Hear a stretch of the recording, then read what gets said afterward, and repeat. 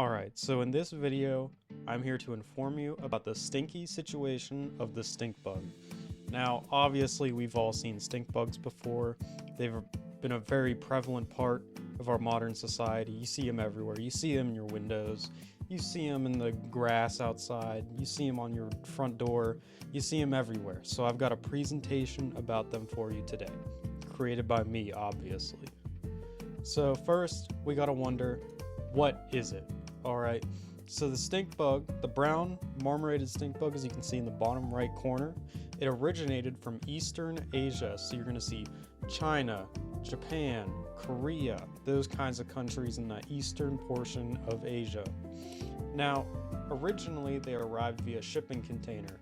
Now it's thought that it was through material shipments or through machinery shipments. Just because that was a very popular thing that was being shipped at the time, and that's about whenever we started seeing them pop up in North America.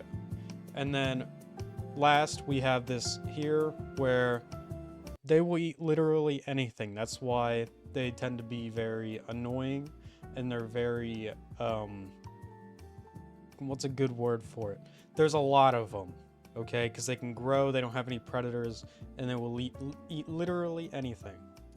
So why is this a problem here? Now, as I previously said, they feed on everything, okay? They feed on crops, they feed on other food you see outside, they feed on other bugs maybe, I don't know.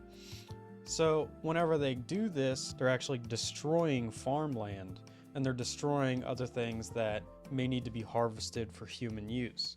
So by doing this, they're reducing the yield of how many crops that farmers produce every year, which then rises values because the supply is low but the demand stays high.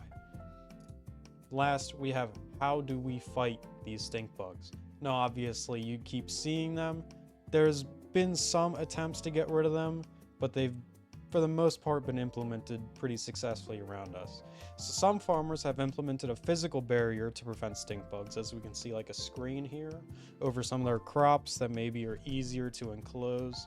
There's also pesticides that are general or stink bug specific to try and keep them off of crops, keep them from destroying things. And then finally, we have some biological controls. You're gonna see the ones that are less suit for living, they're going to be the ones that are bred more.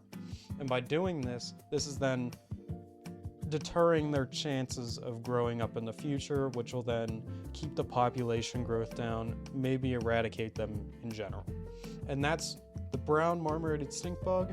That is my presentation on it. Thank you.